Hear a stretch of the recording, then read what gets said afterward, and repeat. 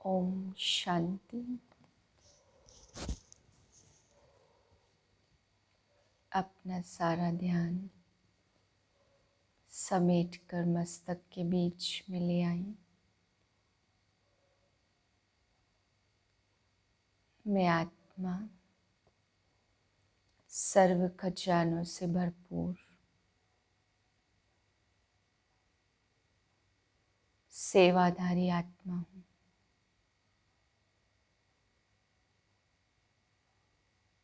मुझ आत्मा के चेहरे से भरपूरता के वाइब्रेशन फैल रहे हैं।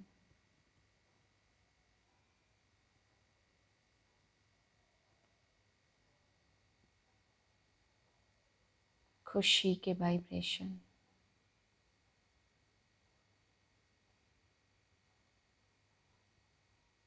मैं आत्मा सच्ची सच्ची सेवाधारी आत्मा हूँ।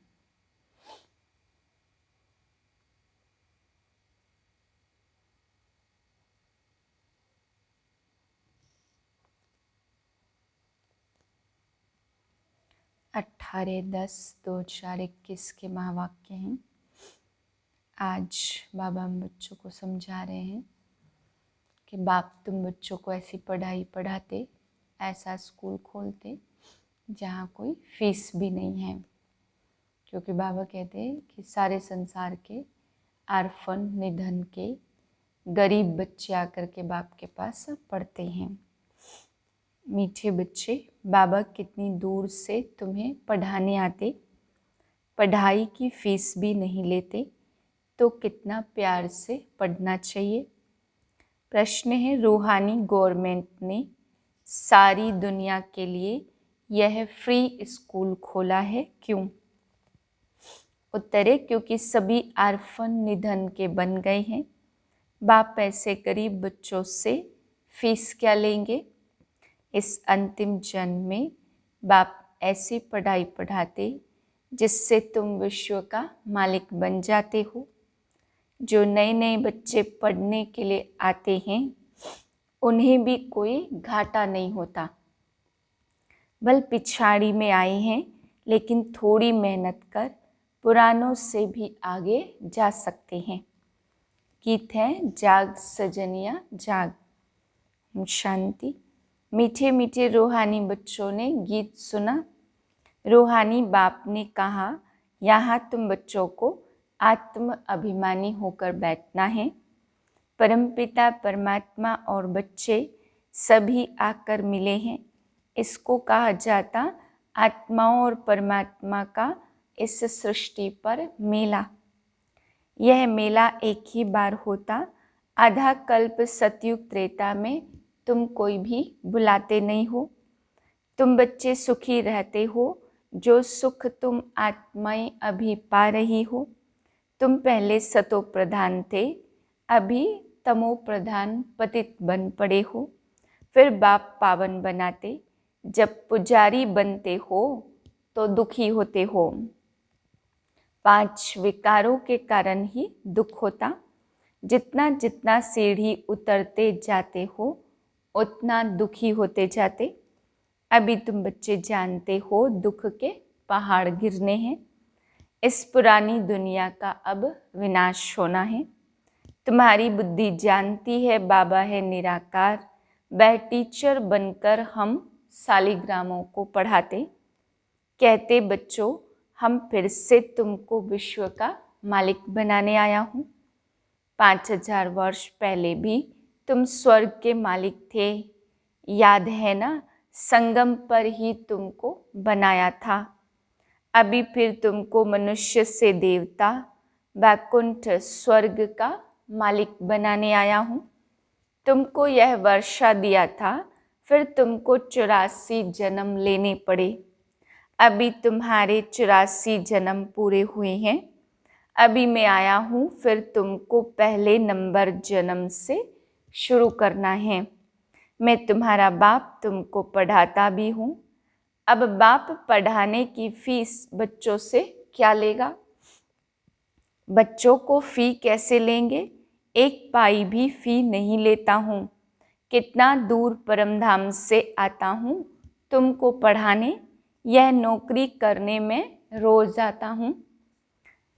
कोई की नौकरी दूर कहाँ होती है तो रोज आना जाना होता है ना। तुम जानते हो बाबा ज्ञान का सागर है, बाप भी यह नौकरी करने रोज आते। भगवानोवाच मैं निराकार परमात्मा हूँ, ना कि श्री कृष्ण।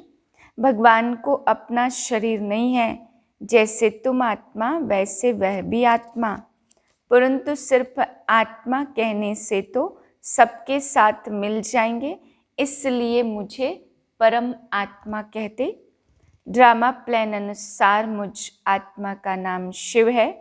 मैं हूँ ही निराकार, मुझे बुलाते ही हैं शिव बाबा। असुल मेरा नाम ही है, बाकी भिन्न भिन्न नाम रख दिए हैं। मेरा नाम कोई रुद्र है नहीं, ना कृष्ण ने कोई यज्ञ रचा, यह सब है झूठ। मैं ही आकर तुमको सच बतलाता हूँ, तुमको सच सच नर से नारायण बनाने में आया हूँ। मेरा घर बहुत दूर है, यहाँ आकर इस शरीर द्वारा तुमको पढ़ाता हूँ। सारा दिन इसमें बैठता नहीं हूँ, चक्र लगाता रहता हूँ। मेरी ग्लानि करने के कारण तुम बहुत दुखी महान पतित बन गए हो। ब्रह्मा को भी कोई आदि देव कहते, कोई एडम, कोई महावीर, और तुम प्रजापिता कहते हो। तुमने मुझे आधा कल्प याद किया, इसलिए मुझे इस पराये देश में आना पड़ा है। सब पतित दुखी हैं, अर्फन्स हैं, धनी धोरी है नहीं। अर्फन्स को पढ़ाने के लिए गवर्नमेंट भी फीस नहीं लेती है। यह तो बहुत बड़ी रूहानी गवर्नमेंट है। बेहद के बाप को कोई जानते नहीं है, कितने जप तप दान पुण्य आदि करते। पूछा जाता यह क्यों करते हो, तो कहेंगे इससे भगवान के पास पहुंच जाएंगे। कोई जप तप करने से पहुंचेगा, कोई शास्त्र पढ़ने से। बाप कहते ऐसे तो है नहीं, भक्ति करते करते तो तुम और ही पतित बन गए हो, पंख टूट गए हैं, तुम अभी उड़ नहीं सकते जब तक तुम्हारे में ज्ञान घृत न पड़े। घृत अथवा पेट्रोल खत्म हो जाने से ज्योत बुझ गई है, फिर मैं आकर के भरता हूँ।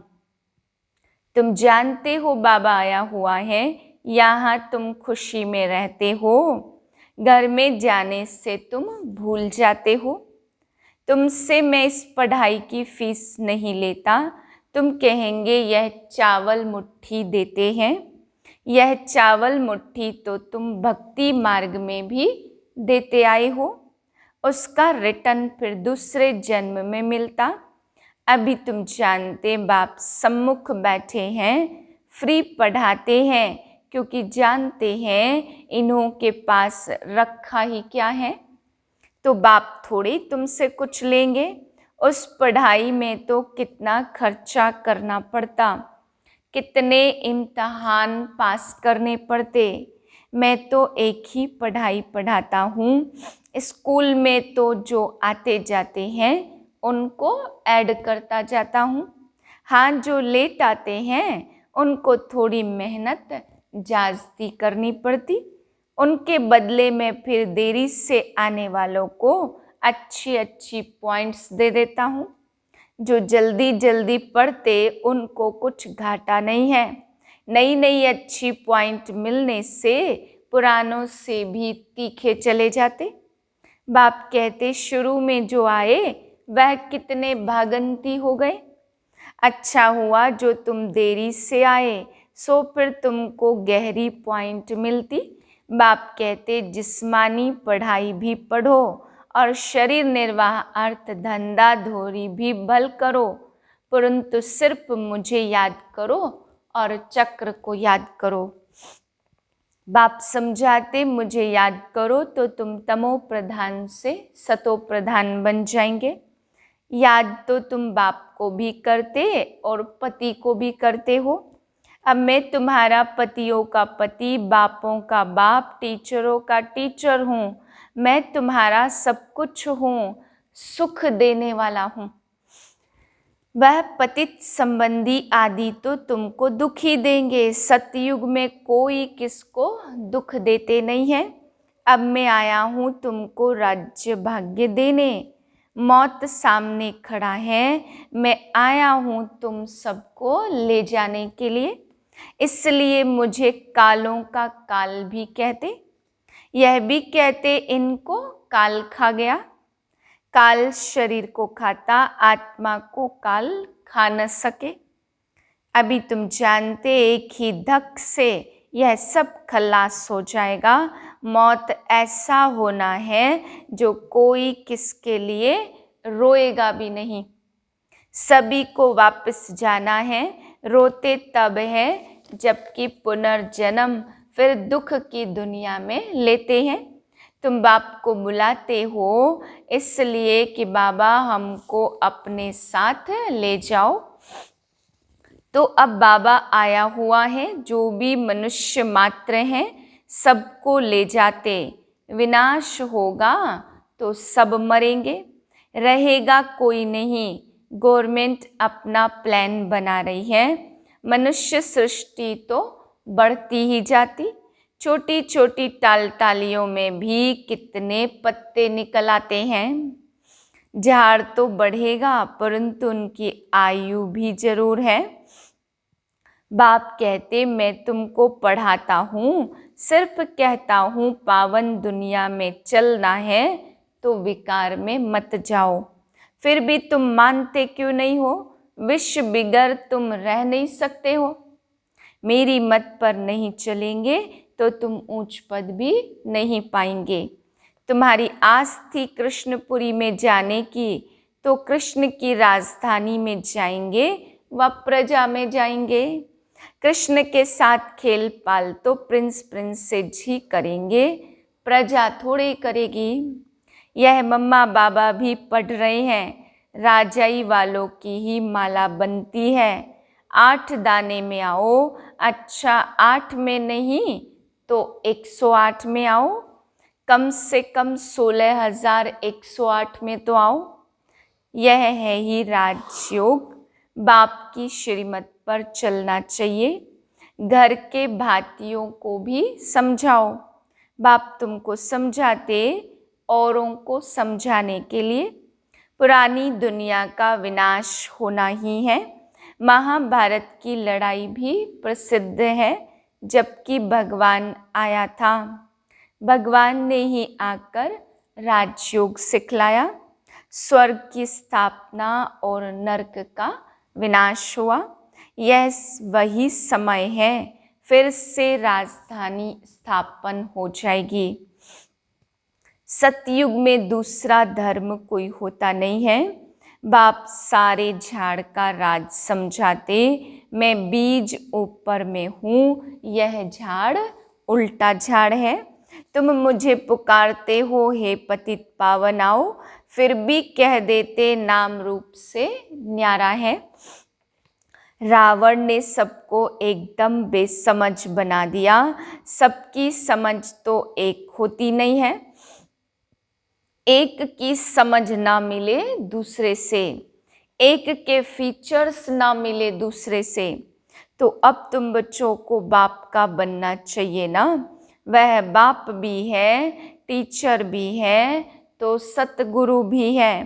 तुम जानते हो यह फीस कुछ लेते नहीं है।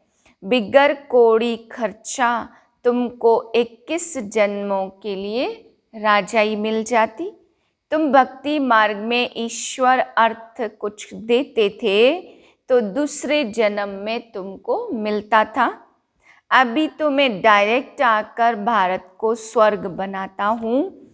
इसमें जो कुछ खर्चा लगता वह बच्चों का ही लगता। बच्चों को ही कहेंगे खर्चा करना है। इस एक ब्रह्मा को अच्छी तरह पकड़ा खर्चा कराने के लिए। इसमें प्रवेश कर इनसे सब कुछ कराया। यह तो झट स्वाहा हो गया। सब कुछ जो इनके पास था सब दे दिया। बाबा बोले बेगर बन जाओ। तो फिर ऐसा प्रिंस बनाऊंगा, साक्षात्कार करा दिया। ख्याल आया अब यह सबका क्या करेंगे, विनाश होना ही है। तो बाबा ने कहा बंदर मुआफिक मुट्ठी बंद नहीं करो, खोल दो। झट खोल दी, नहीं तो इतने बच्चों का खर्चा कैसे चलता। बच्चू बादशाह और पीरू वजीर हो गया। एक को ही पैसे के लिए पकड़ लिया। तुम बच्चों की भट्टी बननी थी ना, स्कूल में भी बने थे। अभी तुम होशियार हो, फिर औरों को भी पढ़ाते हो। तुम कितनों का कल्याण करते हो। बाप है ही कल्याणकारी, सबको नरक से निकाल स्वर्ग में ले जाते। अब जितना पुरुषार्थ करेंगे उतना ऊंच पद पाएंगे।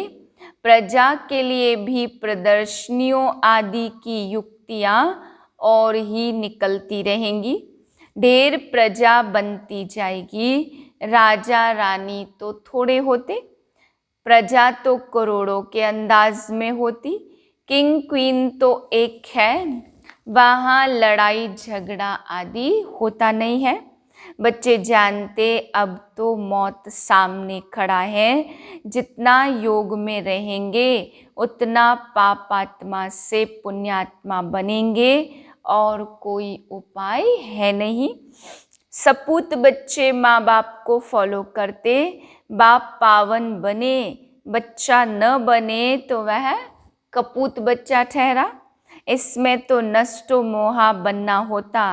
मेरा तो एक शिव बाबा, दूसरा न कोई। वर्षा भी उनसे मिलेगा। अब बाप से वर्षा पाना है नई दुनिया का। तो पतित मत बनो, पावन बनने बिगर नई दुनिया में जा नहीं सकेंगे। जन्म जन्मांतर के पाप किए हुए हैं, उनकी सजा भोगनी पड़ती है। जैसे 63 जन्मों के पापों की सजा मिलती, गर्भ जेल में भी सजा भोगते। सतयुग में कोई जेल आदि होती नहीं है, यह है ही स्वर्ग। अब बाप साधारण तन में आए हैं, इसलिए बाप को पहचानते नहीं हैं। बाप के साथ योग लगाने से आत्मा पावन बनेगी।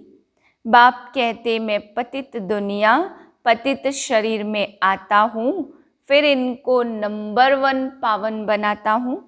तत्त्वम, तुम भी बच्चे पावन बनते हो। अब टाइम बहुत थोड़ा है, शरीर पर भरोसा नहीं है। बाप को याद करते रहो, स्वदर्शन चक्रधारी बनो। सारा दिन यही बातें ख्याल में रहे। अच्छा, मीठे मीठे सिकिलधे बच्चों प्रति माता पिता बाप दादा का याद प्यार गुड मॉर्निंग। रूहानी बाप की रूहानी बच्चों को नमस्ते। हम रूहानी बच्चों की रूहानी बाप को नमस्ते। धारणा के लिए पहली पॉइंट, पूरा पूरा नष्टो मोहा बनना है। एक शिव बाबा, दूसरा न कोई। यह पाठ पक्का करना है। सपूत बच्चा बन माता पिता को फॉलो करना है। दूसरी पॉइंट, बिगर कोड़ी खर्चे पढ़ाई से 21 जन्मों की राजाई मिलती है। तो बहुत लगन से पढ़ाई पढ़नी है, स्वदर्शन चक्रधारी बनना है। वरदान है सर्व खजानों से भरपूर बन, अपने चेहरे द्वारा सेवा करने वाले सच्चे सेवाधारी भव। जो बच्चे सर्व खजानों से सदा संपन्न व भरपूर रहते हैं, उनके नैनों व मस्तक द्वारा ईश्वरीय नशा दिखाई पड़ता। उनका चेहरा ही सेवा करता है। जिसके पास जास्ती अथवा कम जमा होता, तो वह भी उनके चेहरे से दिखाई पड़ता। जैसे कोई ऊंच कुल का होता, तो उनके चेहरे से वह झलक और फलक दिखाई देती है।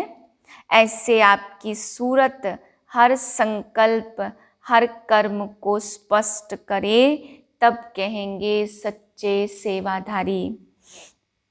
स्लोगन है, समय और संकल्प के खजाने की बचत कर जमा का खाता बढ़ाओ। ओम शांति।